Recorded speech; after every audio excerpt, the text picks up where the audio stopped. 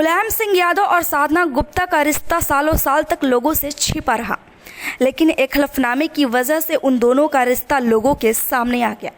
दरअसल समाजवादी पार्टी के संरक्षक और यूपी के पूर्व मुख्यमंत्री मुलायम सिंह यादव की पत्नी साधना गुप्ता की दिल्ली के गुरुग्राम मेदांता अस्पताल में शनिवार को मृत्यु हो गई।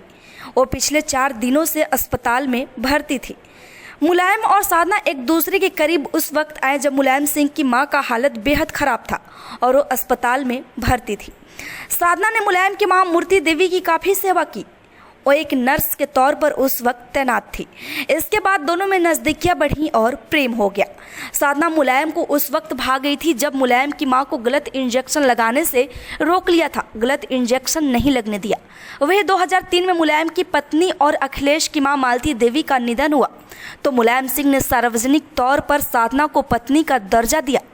बताते चले कि साल 1982 से लेकर साल 1988 तक साधना गुप्ता और मुलायम सिंह के बीच क्या था ये किसी को पता नहीं था।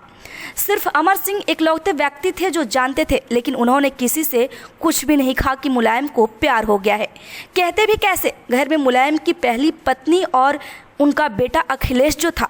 लेकिन साल 1988 एक ऐसा दौर आया जब सब कुछ बदल गया।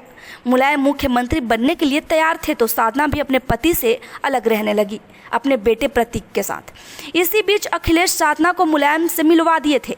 साधना मूल रूप से यूपी की रहने वाली थी। साल 1986 में उनकी शादी फर्रुखाबाद के चंद्र प्रकाश गुप्ता से हुई थी। शादी के बाद साधना ने प्रतीक को जन्म दिया था।